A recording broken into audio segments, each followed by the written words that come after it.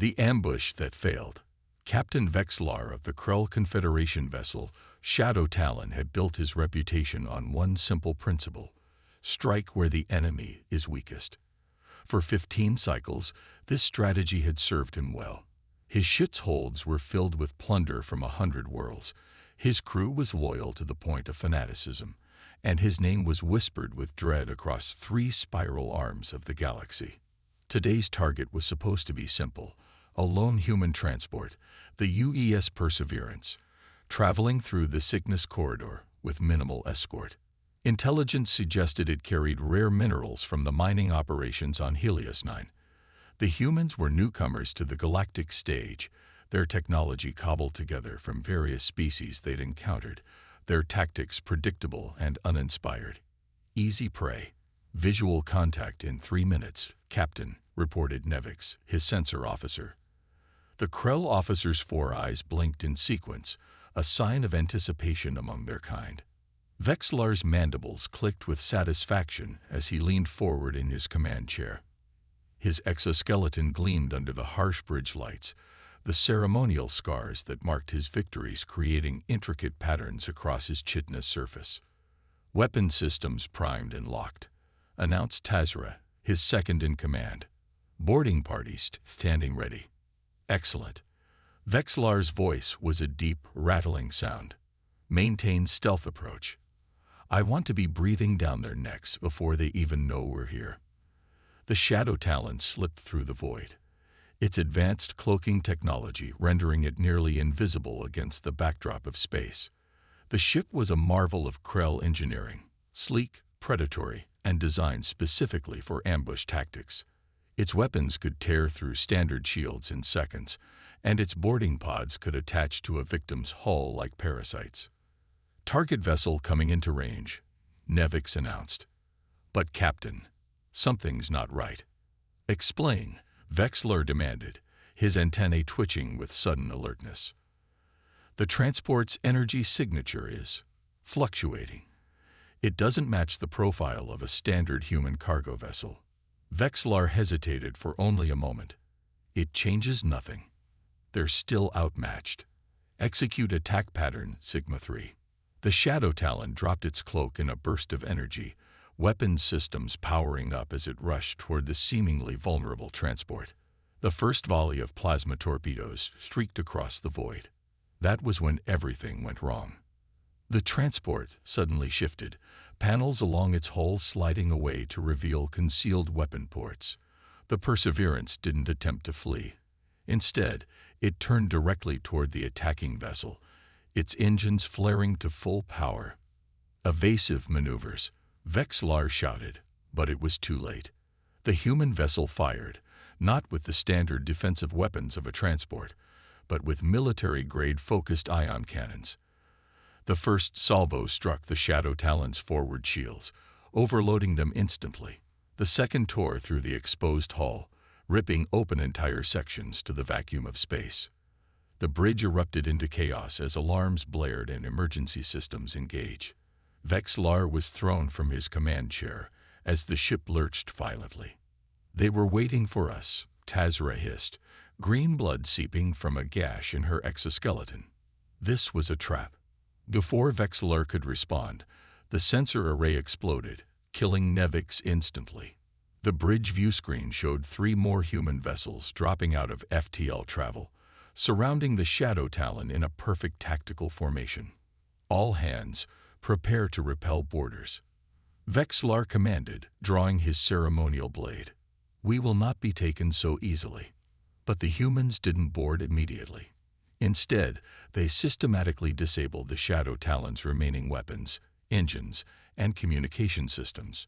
It was precise, methodical, nothing like the panicked defense Vexlar had expected from humans. This was the work of experienced military tacticians. When the first boarding pods finally attached to the Shadow Talon's hull, Vexlar and his surviving crew were ready to sell their lives dearly. What they weren't prepared for was the efficiency of the human assault teams. The humans moved in coordinated groups, their armor seemingly primitive, but surprisingly effective against Krell weaponry. They didn't waste time with demands for surrender or hesitate when faced with resistance.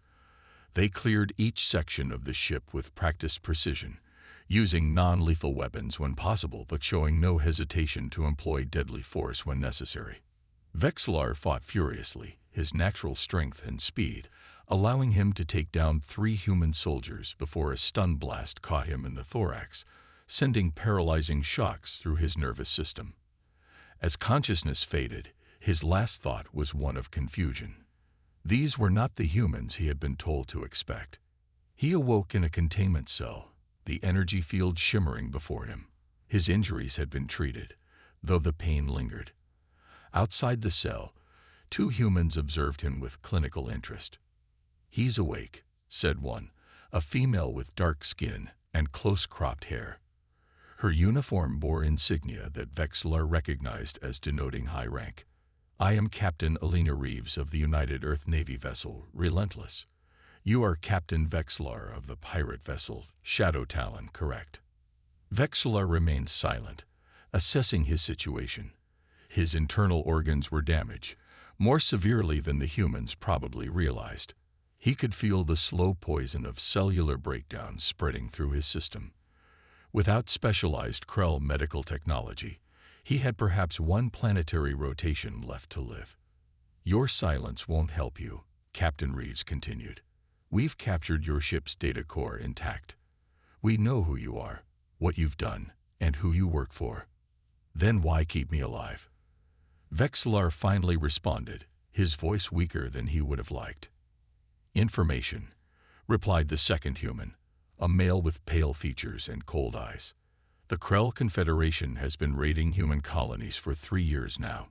We want to know why." Vexlar let out a sound that approximated a laugh. "We raid because you are weak.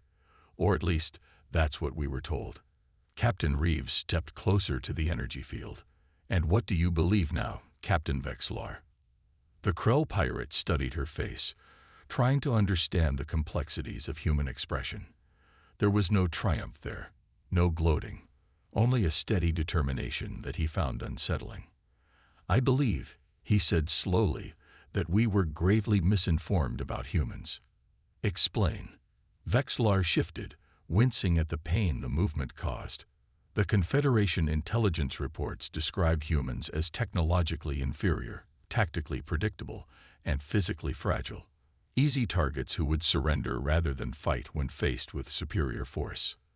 The male human made a sound of derision. "Your intelligence services need better sources." "Clearly," Vexlar agreed. "But there is more to it than faulty intelligence. You surprised us. Not just with your weapons or your tactics, but with your adaptability."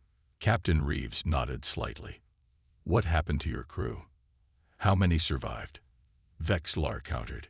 37, all receiving medical attention as we speak." This surprised Vexlar. By Krell standards, enemies were not entitled to medical care unless they could offer something valuable in exchange. "What will happen to them?" he asked. "They'll be treated according to interstellar conventions on prisoners of war, then tried for piracy in a human court," Captain Reeves explained. "Which brings me to my next question. Why target this corridor specifically? There are richer shipping lanes elsewhere." Vexlar considered his options. He was dying. He could feel it with increasing certainty. His loyalty to the Confederation had been based on profit and survival, both of which were now irrelevant. Moreover, he was beginning to understand something profound about these humans, something the Krell leadership had critically failed to grasp. "The Cygnus Corridor is the most direct route to your core worlds," he finally said. "The raids were never about profit. They were reconnaissance, testing your defenses and response capabilities." Captain Reeves exchanged a glance with her companion. "For what purpose?" "The Confederation plans a full-scale invasion of human space within the next 2 cycles," Vexlar revealed. "They see your species as a potential threat to Krell dominance in this sector. Better to eliminate you now, while you're still establishing your presence." "And you're telling us this because—" the male human asked suspiciously. Vexlar's mandibles twitched in what would have been recognized by another Krell as a smile of irony. Because I am dying, human. Your medical treatments cannot save me from the damage to my internal organs, and because I have seen enough to know that the Confederation's assessment of your species is catastrophically wrong." As he spoke these words, a strange feeling settled over Vexlar, something close to respect, an emotion he had rarely experienced toward any species other than his own. What makes them unstoppable? The human medic frowned at the readings on her diagnostic device. His circulatory system is failing. The cellular structure is breaking down at an accelerated rate. Captain Alina Reeves stood at the edge of the medical bay, watching as Dr. Hinata worked to stabilize the Krull pirate. "Can you save him?" "I'm doing everything I can with what we know about Krull physiology." But Dr. Hinata shook her head. "Without access to specialized Krull medical technology, I'd give him 12 hours at most." Vexlar lay on the examination table, conscious but weakening. His exoskeleton had lost its luster, turning a dull gray.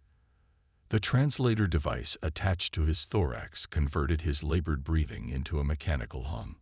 "I told you," he said, his voice faint through the translator. "Your efforts are wasted, human." Dr. Hinata looked up, determination evident in her expression. "I don't consider saving a life, any life, a waste, Captain Vexlar." This puzzled the Krell. "I am your enemy. I have destroyed human vessels. I have ordered the deaths of your kind. And now you're my patient," she replied simply. Captain Reeves stepped closer. "Dr. Hinata is following her oath as a physician.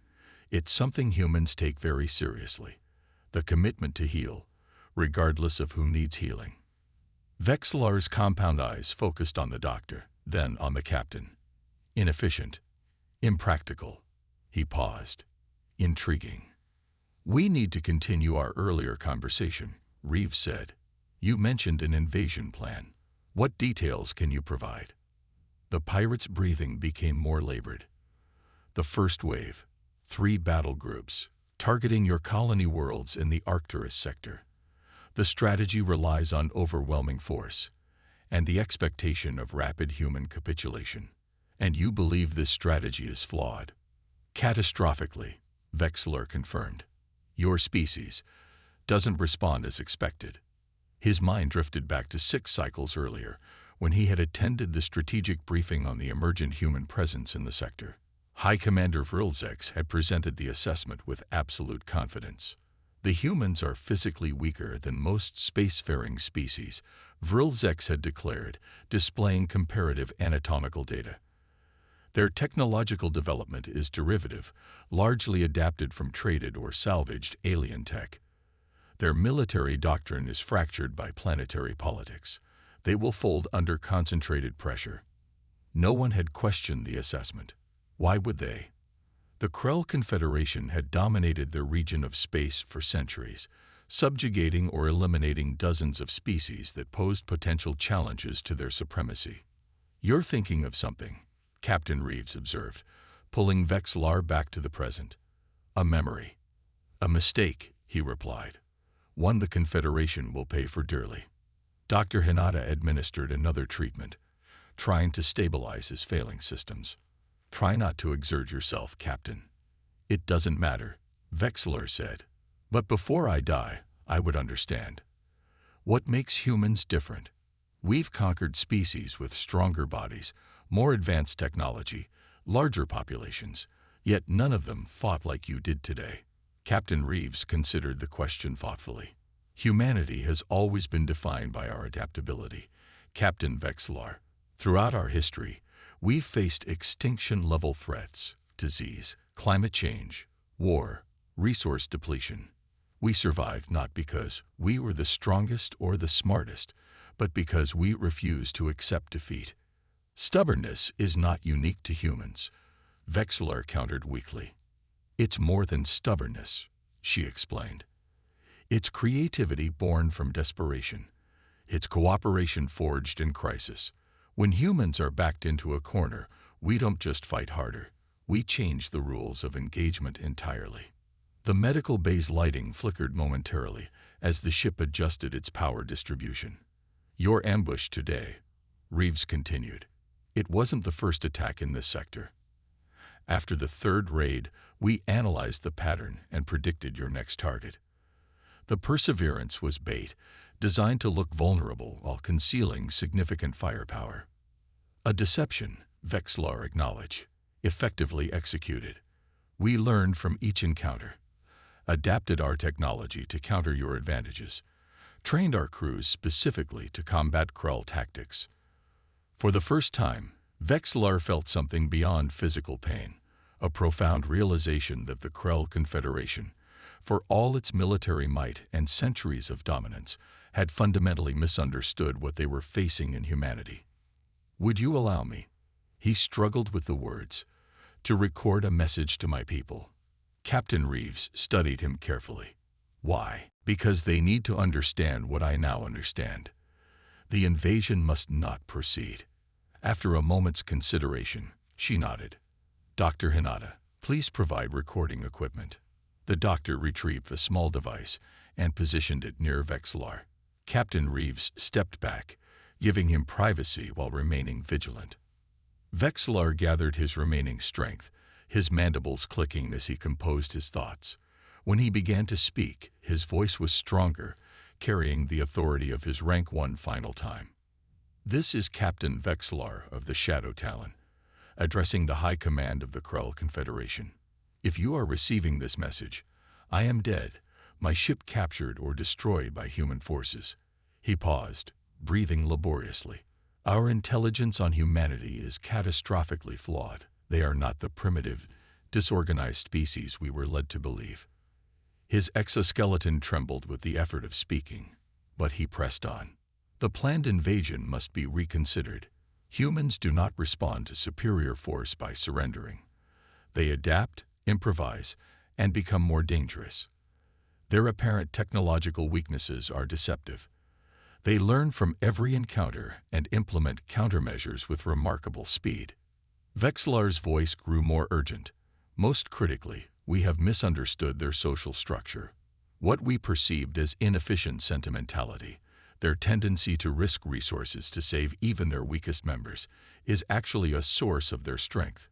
It creates a level of unit cohesion and collective determination that our hierarchical system cannot match." His breathing became more ragged, and Dr. Hinata moved forward with concern, but he waved her away. "We should never have messed with humans," he continued, his voice faltering. "Not because they are physically imposing or technologically superior, but because they simply do not accept defeat as a permanent condition. They view setbacks as challenges to overcome rather than final outcomes." His strength nearly spent, Vexlar delivered his final assessment. "If the Confederation proceeds with the invasion as planned, we will eventually lose, not just ships and territory, but our position of dominance in this sector. The humans will not stop until they have secured their existence, no matter the cost. And in that process, they will become a force beyond our capacity to contain." With his message complete, Vexlar slumped back, exhausted. Dr. Hinata rushed forward to stabilize him, but the monitors showed his life signs rapidly deteriorating. "Captain," he addressed Reeves one final time, "your species is unlike any we have encountered. You appear weak individually, yet together." He struggled for the right words. "Together, you achieve the impossible through sheer refusal to accept your limitations." "Is that admiration I hear, Captain Vexlar?" Reeves asked quietly. "Warning," he corrected. "Respect, perhaps regret." His mandibles clicked weakly. "I would have preferred to witness what humans will become." "Your message. What will your leadership do when they receive it?" Vexlar's compound eyes dimmed slightly. "Some will dismiss it as the ramblings of a defeated commander. Others will pause to reconsider. It may be enough to delay the invasion, giving your people time to prepare. And if they proceed anyway, then the Krell Confederation will learn the hard way what I have learned in defeat." His voice grew fainter. "We never stood a chance against you humans, not because of your weapons, but because of what drives you to use them." With those words, Captain Vexlar of the Shadow Talon closed his eyes for the final time, his exoskeleton losing the last traces of its color as life departed. Captain Reeves stood in silence for a moment, then turned to her communications officer who had been standing quietly in the corner. "Encrypt the Krell captain's message and transmit it along with our after-action report to Fleet Command. Flag it as priority intelligence." "Yes, Captain," the officer acknowledged, taking the recording device. Dr. Hinata looked up from her patient, her expression solemn. "He didn't have to warn us." "No," Reeves agreed. "He didn't, but he recognized something about humanity that his leaders failed to see." "What's that, Captain?" Reeves looked at the fallen Krell commander, a mix of emotions crossing her face: respect for a worthy adversary, determination for the challenges ahead, and a quiet confidence in humanity's capacity to face whatever came next. "That our greatest strength isn't in our ships or our weapons," she said finally. "It's in our refusal to accept that anything, even a technologically superior enemy, is truly unbeatable." As the medical team prepared to remove Vexlar's body, Captain Reeves turned toward the viewport where distant stars shimmered against the blackness of space. Somewhere out there, the Krell Confederation was marshaling its forces, unaware that their careful plans had already begun to unravel. The coming conflict would test humanity like never before, but as Vexlar had recognized in his final moments, humans had a unique quality that made them formidable beyond mere military strength. When faced with impossible odds, they didn't just fight harder. They rewrote the rules of what was possible. And that made all the difference in the universe.